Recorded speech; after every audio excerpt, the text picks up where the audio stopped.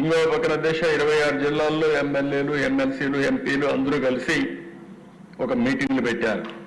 School committees అన్ని 2100 కాంపిటీషన్లు పెట్టి 4,50,000 మంది పార్టిసిపేట్ చేశారు. ఇంటర్మీడియట్ కాలేజెస్లో 622 కాంపిటీషన్స్ పెట్టి 43,000 మంది పార్టిసిపేట్ చేశారు. ఇంకో పక్కన కాలేజ్ యూనివర్సిటీలో 352 ఇన్స్టిట్యూషన్స్ లో 38,000 మంది స్టూడెంట్స్ కూడా దీంట్లో భాగస్వాములు అయ్యారు. అధ్యక్ష, ఇవన్నీ కూడా మీరు చూసినప్పుడు 17 లక్షల రెస్పాన్సెస్ వచ్చాయి. అందులో 56% ఉమెన్ రెస్పాండ్ అయ్యారు. అంటే ఆంధ్రప్రదేశ్లో ఉమెన్ పార్టిసిపేషన్ ఎక్కువగా ఉందనడానికి ఇది ఒక ఉదాహరణ. 100 మంది మొత్తం దీంట్లో భాగస్వాములు అయితే కన్సల్టేషన్లో 56% ఉమెనే పార్టిసిపేట్ చేశారంటే ఒక ప్రగాఢమైన ఆస్పిరేషన్స్ వాళ్ళలో ఉన్నాయి. మేము కూడా ముందుండాలని ఆలోచన ఉంది. దానికి నిదర్శనమే ఇదని కూడా నేను మీకు తెలియజేస్తున్నా. ఇంకో పక్క 28% విద్యార్థి స్టూడెంట్స్, యూత్ వాళ్ళ జీవితాల కోసం ఎట్టుండాలి, విజన్ అంటే ఏంటి, మేము కూడా ఉండాలి, మా జీవితం కూడా దీంతో ముడిపడి ఉంది అనే ఉద్దేశంతో 28% ఇక్కడ భాగస్వాములు అయ్యారు. రైతులు 17% అయ్యారు. 5% సీనియర్ సిటిజన్స్ అయ్యారు. వాళ్ళు కూడా వాళ్ళ వ్యూస్ చెప్పారు. వాళ్ళ కోసం ఎట్టా విజన్ ఉండాలని కూడా మొత్తం చెప్పే పరిస్థితి వచ్చారు.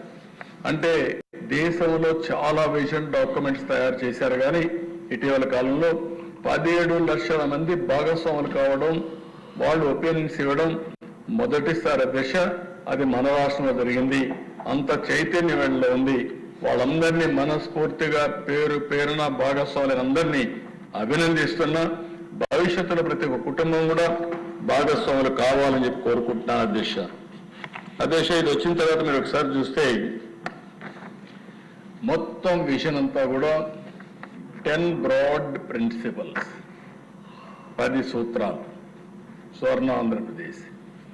ఈ 10 సూత్రాలు కూడా మీరు ఒకసారి ఆలోచించుకుంటే దీని మీదనే ఈరోజు ఎకానమీ, సర్వీసెస్, భవిష్యత్ అంతా కూడా ఆధారపడుతుందనే ఉద్దేశంతో మేము ఈ 10 సూత్రాలు తీసుకున్నాం. అధ్యక్ష, 1 zero poverty, inclusive growth rate. దీన్ని చాలా స్పష్టంగా క్లారిటీ పెట్టుకొని ఏం చేయాలో కూడా నేను నెక్స్ట్ స్లైడ్లో మీకు చూపిస్తాను. రెండోది వచ్చి ఎంప్లాయ్మెంట్. ఎవరు మాట్లాడినా పేదల గురించి మాట్లాడాలి, పేదవాళ్ళతో అసోసియేట్ కావాలి, పేదరిక నిర్మూలన కోసం పనిచేయాలి, పేదవాళ్ళ పట్ల బాధ్యతతో మనం ప్రవర్తించాల్సిన అవసరం ఉంది. అందుకే జీరో పావర్టీ ఇది ఒక మంత్రంగా తయారు కావాలి. ఎక్కడ చూసినా అందుకే నేను పేదల సేవలో మొదలు తారీఖు పెట్టాం, పింఛన్లు ఇస్తున్నాం, సంక్షేమ కార్యక్రమాలు ఇస్తాం. అంతేకాకుండా పేదరిక నిర్మూలన ఒక నిర్దిష్టమైన టైం బౌండ్ ప్రోగ్రాం పెట్టుకుని ఏం చేయాలనో, ఏ విధంగా చేయాలో అవి కూడా మనం ఆలోచిస్తున్నాం. రెండోది ఉద్యోగాలు. ప్రతి ఒక్కరి బాధ్యత మీ నియోజకవర్గంలో ప్రతి ఒక్కరికి ఉపాధి కల్పించడం, ఉద్యోగాలు ఇప్పించడం. ఆ ఉద్యోగాలు కూడా క్వాలిటీ ఉద్యోగాలు రావడం. అందుకే నేను నాలెడ్జ్ ఎకానమీ చెప్పాను, అవి కూడా వర్కౌట్ చేస్తాం. మూడవ దశ demographic management, population management, skilling, human resource development. ఎక్కడికక్కడ మానవ వనరుల అభివృద్ధి, ఎడ్యుకేషన్, హెల్త్, అదే మరి స్కిల్లింగ్, అప్ స్కిల్లింగ్, ఇవన్నీ కూడా కంటిన్యూస్ ప్రాసెస్ జరగాలి. అందుకే మూడో ప్రాధాన్యత ఇచ్చాం. నాలుగవ దశ వాటర్ సెక్యూరిటీ. ఏదైతే వాటర్ తాగడానికి, ఇండస్ట్రీకి, వ్యవసాయానికి అవసరం, దీనికోసం వాటర్ సెక్యూరిటీకి ఎక్కువ ప్రాధాన్యత ఇచ్చాం. దాని డీటెయిల్స్ కూడా చెప్తాను. Farmer, agritech. ఫార్మర్ అనే వ్యక్తి ఈరోజు మనకు అందరికీ తిండి పెట్టే పరిస్థితిలో ఉంటే అన్నదాత ఇబ్బందుల్లో ఉన్నాడు. అందుకే చాలా స్పష్టంగా ఆలోచించాం. వ్యవసాయ ఖర్చులు తగ్గాలి, వ్యవసాయం మీద ఆదాయం పెరగాలి, రైతు కూడా అందరి మరుగుని గౌరవంగా జీవించే విధంగా వ్యవసాయాన్ని తయారు చేయాలని టెక్నాలజీ అనుసంధానం చేస్తున్నాం. అగ్రికల్చర్కు టెక్నాలజీ అనుసంధానం చేసి ఇంత మునుపు ఏదైతే శారీరకంగా కష్టపడ్డారో ఆ విధంగా కాకుండా వాళ్ళని టెక్నాలజీ సపోర్టుతో పూర్తిగా ఆదుకోవడానికి ఈ కార్యక్రమం ప్రారంభిస్తున్నామని చెప్పి కూడా నేను మీకు తెలియజేస్తున్నా. ఇంకో పక్కన దిశ గ్లోబల్ బెస్ట్ లాజిస్టిక్స్. ఈరోజు మనం గుర్తుపెట్టుకోవాల్సిన అవసరం ఉంది. ప్రపంచం ఆవరేజ్లో 14, మన రాష్ట్రంలో మన దేశంలో లాజిస్టిక్స్ కాస్ట్ 14% ఉంది. మనం ఏ వస్తువు వాడినా దాంట్లో 14% ఈ లాజిస్టిక్స్ కాస్ట్ పే చేసే పరిస్థితికి వస్తున్నాం. అదే ప్రపంచంలో 8% ఉంది.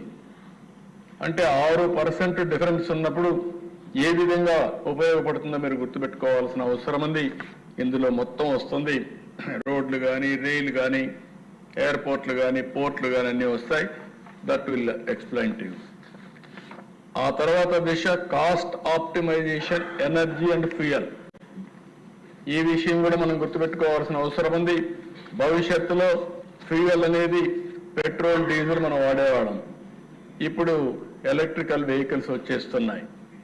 దీనికి కూడా కరెంట్ ఏ విధంగా వస్తుందో మనం చూస్తున్నాం. ఒకప్పుడు కరెంట్ ఎక్కడి నుంచో రావాలి, ఇప్పుడు మనమే కరెంట్ ఉత్పత్తి చేసుకునే పరిస్థితికి వచ్చాం. అవన్నీ కూడా మనం ఆలోచించుకొని ఏ విధంగా కాస్ట్ ఆప్టిమైజేషన్ రవాణాకు కానీ, వ్యవసాయానికి కానీ, ఇంటికి కానీ, వ్యాపారాలకు కానీ, ఇండస్ట్రీకి కానీ ఏ విధంగా ఉండాలని ఆలోచిస్తున్నాం. అందుకని దానికి ప్రాధాన్యత ఇచ్చాం. ఆ తర్వాత దిశ ప్రోడక్ట్ పర్ఫెక్షన్. మనం ఇండస్ట్రీస్ పెడుతున్నాం, వ్యవసాయం చేస్తున్నాం, సర్వీస్ సెక్టర్ వస్తూ ఉంది, నాలెడ్జ్ ఎకానమీ ఉంది. కానీ మన ప్రోడక్ట్స్ అన్నీ కూడా సబ్స్టాండర్డ్గా ఉన్నాయి. దానివల్ల మనం అనుకున్నటువంటి బ్రాండ్ని ప్రమోట్ చేయలేకపోతున్నాం. దీనివల్ల వాల్యుయేషన్ రావడం లేదు. అందుకని ఏది మాట్లాడినా ఆంధ్రప్రదేశ్లో తయారయ్యే ప్రతి ఒక్క వస్తువుని బ్రాండ్ని ప్రమోట్ చేసి వాల్యూ అడిషన్ చేసి ఒక ప్రోడక్ట్ పర్ఫెక్షన్ దిశగా పోవాలని చెప్పి ఆలోచిస్తున్నాం. ఇంకో పక్కన దేశ స్వచ్ఛ ఆంధ్రప్రదేశ్. ఈరోజు స్వచ్ఛ ఆంధ్రప్రదేశ్ మనం గుర్తుపెట్టుకోవాల్సిన అవసరం ఉంది. ఈ రోజుట్లో టెక్నాలజీ ఏజ్లో దోమలు, మస్కిటోస్ వల్ల ఎక్కడికక్కడ మలేరియా కానీ, లేకపోతే మీరు చూస్తే డెంగ్యూ కానీ అనేక విధాలుగా ఇబ్బంది పడుతున్నాం. మనం ఉండే ప్రాంతాలు ఏ విధంగా అశుభ్రంగా ఉన్నాయో దానివల్ల ఆరోగ్య పరిస్థితులు వచ్చే పరిస్థితి వచ్చింది. ఈరోజు మానసిక ఉల్లాసం కావాలన్నా, హ్యాపీగా ఉండాలన్నా, ఆరోగ్యంగా ఉండాలన్నా స్వచ్ఛ ఆంధ్రప్రదేశ్ చాలా ముఖ్యం. దానికోసం స్వచ్ఛ ఆంధ్రప్రదేశ్ కింద తీసుకున్నాం. ఇది కాకుండా దేశ డీప్ టెక్ మనం గుర్తుపెట్టుకోవాల్సిన అవసరం ఉంది. చాలా మంది సెల్ ఫోన్లు వాడుతున్నారు. సెల్ ఫోన్ ఓన్లీ ఎస్ఎంఎస్లు పంపించడానికి, లేకుంటే మనం మాట్లాడుకోవడానికి వాడుతున్నాం. ఇంకొంతమంది ఫోటోలు, సెల్ఫీలు తీసుకుంటున్నారు. ఇంకొంతమంది ఉంటే ఇంకొక స్టెప్ ముందుకు పోయి ఏదో గ్రూప్ మీటింగ్ పెట్టుకొని ఆ కమ్యూనిటీ వాళ్ళు కానీ, ఫ్యామిలీ కానీ మనం మాట్లాడుకునే పరిస్థితికి వస్తున్నాం. నేను ఆలోచించేది ఈరోజు దిశ ఏదైతే in all walks of life టెక్నాలజీని ఏ విధంగా ఉపయోగించుకోవాలో మనం ఆలోచించాల్సిన అవసరం ఉంది. It is a game changer. భవిష్యత్తులో హార్డ్ వర్క్ చేయడం కాదు, స్మార్ట్ వర్క్ చేయాలి. మీరు ఎక్కడ కూర్చున్నా రియల్ టైంలో పనిచేసుకునే అవకాశం వస్తుంది. దాన్ని కూడా నేను ఎక్స్ప్లెయిన్ చేస్తాను. దిశ అది కాన్సెప్ట్ కింద తీసుకున్నాం. ఇక్కడికి వచ్చేప్పుడు దిశ జీరో పావర్టీ 10 కూడా నేను స్థూలంగా 2 నిమిషాలు మీకు ఎక్స్ప్లెయిన్ చేస్తాను. మీ మనసులో దీన్ని ఎంత స్ట్రాంగ్గా సీడ్ చేయడానికి ప్రయత్నం చేస్తున్నా. కానీ మీరు వినాలి అనే ఆలోచన లేకపోతే నేను చేయగలిగింది కూడా తక్కువగా ఉంటుంది. మీలో పట్టుదల వస్తే ఇంకా మీరు ఆలోచించి కాదు ఇంకా మెరుగ్గా ఈ మారి చేయగలుగుతాం, మీరు మీ థింకింగ్ కంటే ఇంకా బెటర్గా ఆలోచించాం, మేము కూడా సూచనలు ఇస్తామని మీరు ఇవ్వండి. మీ సూచనలన్నీ సిద్ధంగా ఉన్నా. నేను ఎప్పుడూ చెప్తున్నా, అనునిత్యం నేను ఒక స్టూడెంట్ని. ఏ కొత్త విషయాలు మీరు చెప్పినా, ఎవరు చెప్పినా నేర్చుకుని దాన్ని అమలు చేయడం నా బాధ్యత. చేస్తానే ఉంటాను. ఇక్కడ మీరు చూస్తే నేను ముందే చెప్పాను, P3 model as on today సంపద సృష్టిస్తూ ఉంది. ఇప్పుడు P4 model people public private partnership. ఒక ప్రజల్ని యాడ్ చేశాం. ప్రభుత్వం, ప్రజలు, అదే మరి ప్రైవేట్ అంటే ఏజెన్సీలు కానీ వ్యక్తులు కానీ పార్ట్నర్షిప్ పెట్టుకొని ఏ విధంగా పేదరిక నిర్మూలన చేయాలో ఆలోచించాల్సిన అవసరం ఉంది.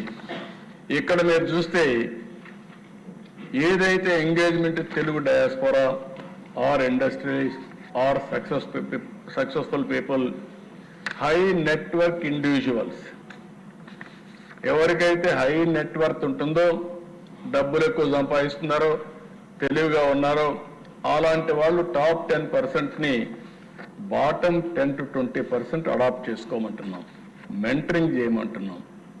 ఈరోజు మనం ఇక్కడికి వచ్చాం, ఎవరి దయ వల్ల వచ్చాం? ప్రజల దయ వల్ల వచ్చాం. ఈరోజు ఇండస్ట్రీస్ ఉన్నాయి, ఎవరి దయ వల్ల పెద్దవాళ్ళు అయ్యారు? ప్రజల దయ వల్ల పెద్దవాళ్ళు అయ్యారు. కాబట్టి తిరిగి సమాజానికి మనం పే చేయాల్సిన అవసరం, తిరిగి సమాజం కోసం మనం ఆలోచించాల్సిన బాధ్యత మనందరిపైన ఉంది. అందుకని ఆ 20% 1:1 కానీ 1:5 కానీ ఇట్లా కానీ తీసుకొని ఎక్కడికక్కడ short term, medium term, long term mentoring, assistance, hand holding ఇవన్నీ చేయగలిగితే ఆ దిశ అది ఇంకొక రెవల్యూషన్ మాదిరి తయారవుతుంది. ఒకప్పుడు జన్మభూమి పెట్టాం, ప్రపంచంలో ఉన్న వాళ్ళందరికీ పిలిపించాం, ఎక్కడెక్కడి నుంచో వచ్చి వాళ్ళ ఊర్లో స్కూల్ బిల్డింగ్స్ కట్టారు, హాస్పిటల్స్ కట్టారు, రోడ్లు వేశారు, ఆ స్ఫూర్తితో ముందుకు పోయారు. అప్పటికంటే ఇప్పటికి చాలా వరకు వెల్త్ పెరిగింది. ఇది మనందరి బాధ్యతగా తీసుకోవాల్సిన అవసరం ఉందని కూడా నేను మీకు తెలియజేస్తున్నా. అది కూడా రాబోయే రోజుల్లో చాలా స్పష్టంగా మెజర్ చేస్తాం. ప్రజలే భారతదేశంలో ఒక పెద్ద ఆస్తి, వేరే దేశాలకు లేనటువంటి ఆస్తి ప్రజలు. ఇక్కడ ప్రజలను క్యాపిటల్గా తీసుకొని వాళ్ళకుండే అదర్ అసెట్స్, భూమి కావచ్చు, ఒక వ్యాపారం కావచ్చు, లేకుంటే ఒక ఉద్యోగం కావచ్చు, లేకపోతే ఇంకొక చిన్న చిన్న డబ్బులు కావచ్చు, ఇవన్నీ కూడా తీసుకొని ఒక short term, medium term, long term planning చేసి ఆ ఫ్యామిలీని కూడా ఆర్థికంగా ఎట్లా పైకి తీసుకొస్తాం.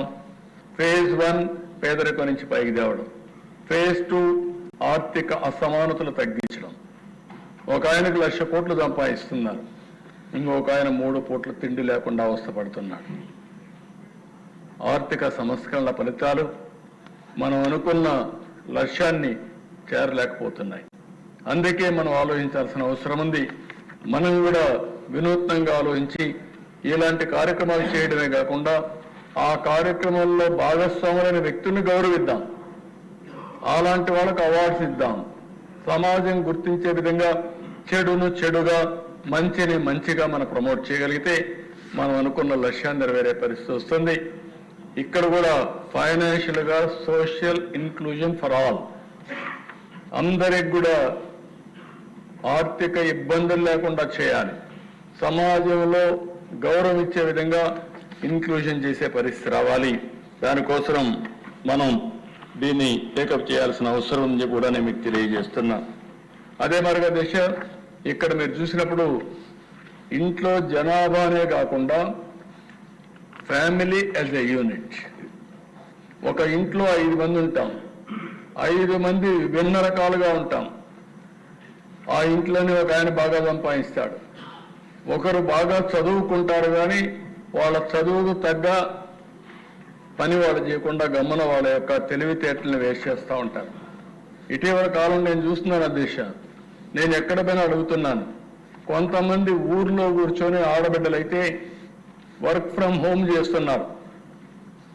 అంటే పిల్లలను చూసుకుంటూ, పెద్దలు కూడా చూసుకుంటూ, మిగిలిన టైంలో పనిచేసి 40,000, 50,000, కొంతమంది లక్షల రూపాయలు సంపాదించే పరిస్థితికి వచ్చారు.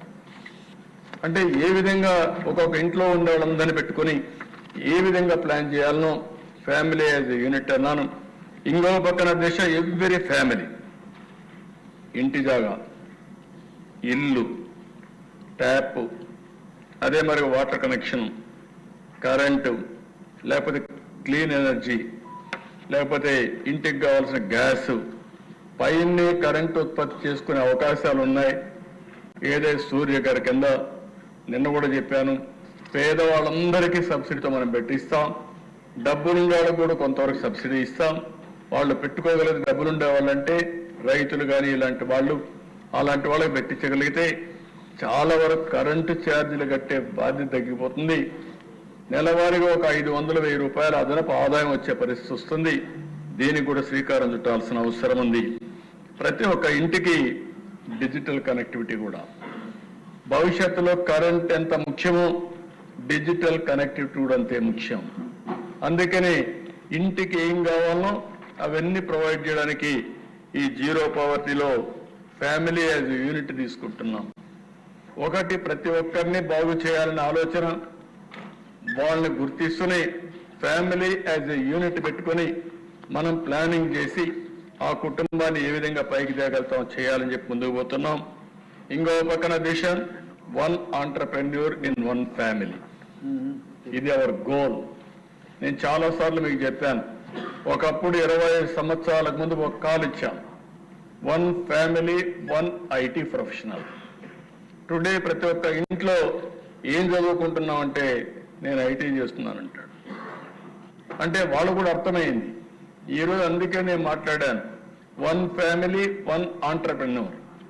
ఒక చిన్న షాప్ పెట్టుకోమనండి, ఒక ఎంఎస్ఎంఈ, ఒక చిన్న హోటల్ పెట్టుకోమనండి, ముగ్గురే ఇంట్లో వాళ్ళు పనిచేస్తారు.